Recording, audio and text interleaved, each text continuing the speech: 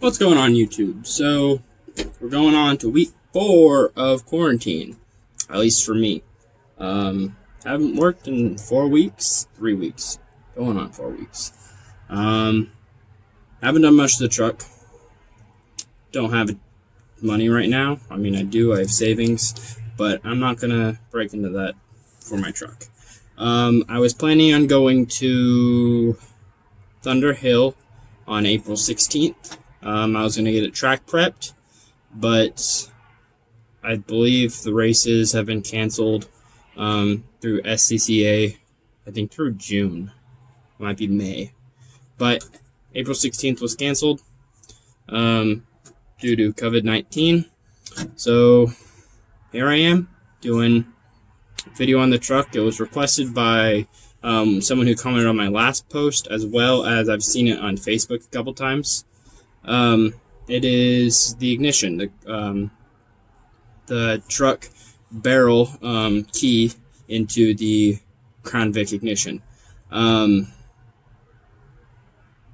yeah, my truck is a 72.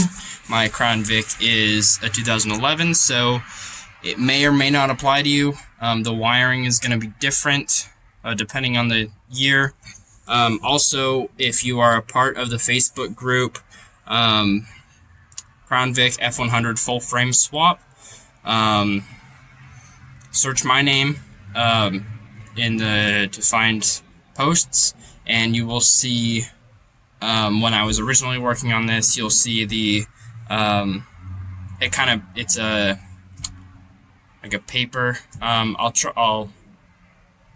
try and get it cut out and put it in the video somehow. What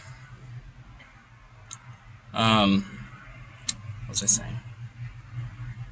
Oh, if you're part of that, search for it, and it should be a little bit easier to see what I was doing, because I don't have my laptop here, so I can't just like pan it and show you guys like, oh yeah, this wire goes to this. But I'll show you the wires on the truck, wires on the Vic, what goes to what, and then someone else asked to see how I did the steering, so I'll show you guys that as well. Alright, so truck ignition. I pulled the plug off. This right here is for my fuel pump. I couldn't get my fuel pump to the fuel pump driver module. I couldn't get that to work, so I hot wired it to the ignition. It goes to the first click is on, and then crank, it's on the on, so when it comes back, it still runs. This is not the best idea. It causes the fuel pump to run wide open throttle all the time. It's going to burn it up. The only reason I haven't fixed it and don't plan on fixing it is I've tried to fix it. I still can't get it to work, but I don't plan on using the Vic system for a very long time, and I'll kind of break it down in a later video of what the plans are for the truck. But as for right now, you can ignore this. So this is the plug that goes into the back of the ignition. These are wires off of it. One of them is power all the time, 12-volt power. That is this wire, and I can tell because my Crown Vic had 2 constant pots. Those 2 right there, pretty much put them together into this one. That's where this hot is as well for the fuel pump.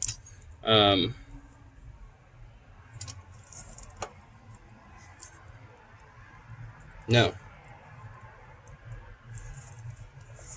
These are the 2 hots. My greens are the 2 hots. Sorry about that. This is on, fuel pump. Goes to the on position. This is my red and brown wire, which is this one, is on position. Those 2 are both on position. This one right here, this black wire, no, yellow wire. God, I should have prepared before this. Yellow wire is power all the time. 2 green wires are 12-volt power all the time. They're both green and purple. And then these 2 right here, one of them is crank, and then I believe the other one is also power in the on position. Not positive on that. Those 2 wires, didn't need them. I cut them back. So yeah, if you go on the Facebook, and I'll post a link to it, as well as the video, or as well as the picture, so you guys can see this a little better. This wire right here is, I believe it's security, and when I was hooking it up to wherever I was hooking it up to, it wasn't allowing it to start. I was blowing fuses. I think I was hooking it up to on or crank, but either one, it wasn't allowing me to hook it up. I couldn't start it. So that is the truck wiring, and I'm going to tape this up before I put it back in. It does work.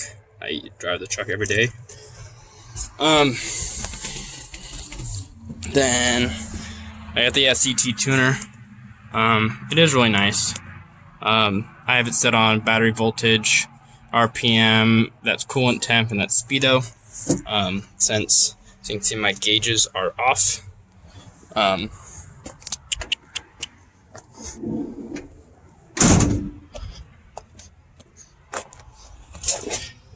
then you can see down there, square tubing is part of my, see if I can focus on that. It does not get my hand out of there. Fuck. That square tubing right there is my steering shaft. So that is welded onto the original lower half of the Vic steering. Then the upper half is another joint. I believe that one came off of a Crown Vic or a Mustang. I think it was an SN95 Mustang. This upper joint, which is this part, is pressed fit into here. And then you can see the truck column right here. This originally had a triangle shape in it, this top piece. I grounded out to a circle to fit the truck. There we go. Now my hand's in the way, but I grounded down to fit a circle so that piece will slide in there. And then I notched the truck one to fit the bolt through so that there is no play at all. So that's the truck. Well, I should not do that. That is the truck. And then I kind of notched one half of it so the bolt can go through it. And then that's what locks it in place, because I know I'm going to pull the column out later on, and I want it to be attached or detachable. I see a lot of people weld those. I want it to be detachable for when I do that. I still want to be able to pull this truck completely apart, and that is one of the ways that I'm going to do it. So, but I just washed her. I have a bunch of rubbing compound and polishing compound back here. I was kind of cleaning up the tailgate. If I can get you guys to see, you can see the reflection of the letters now. Looks a little bit better. It's a lot smoother. But I don't know if I posted the video of me starting this. Never finished it because I never figured out what I wanted to do with the gas filler. Right now is a perfect time to work on it, but I don't live with my parents, and that's where I've been working on this at, and I don't want to go over there and risk getting them sick. So that's pretty much it for this video. So that's it for this video. I will try, I have a lot of spare time on my hands, so I will try and get out another video. But there's not much content on the truck. And then I'll probably be going back to college. Hope this is over by then. Going back up to Oregon in 6 months. I don't know, whenever September is. Late September.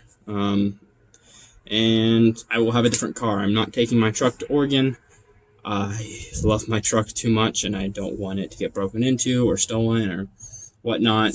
I will have a different car, and when I get that, I already know what it is. But but just in case it doesn't work out, I'm not gonna tell anyone. I'm not gonna kind of bring it up. But when I do get it, start fixing it up to take to college, I will definitely do a video on it. It is a really cool truck. Spoiler, it's a truck. It is a really cool truck. I love the truck. I've wanted it. I have memories of it when I was 2, the last time it was on the road. And yeah, I really like the truck. So I will do a video on it, fixing it up, walk around, showing you what the truck is, why I like it so much. Yeah, and then I already know what I'm doing with this truck. I do want to track it. It has a really good frame to track. But overall, I want it to be a nice, comfortable backup daily. If I need it to, as in the reliability is there. And then kind of show car, but still I drive it on the road, show, whatever. I want a nice, comfortable car that I can daily, reliability, and I know what I want.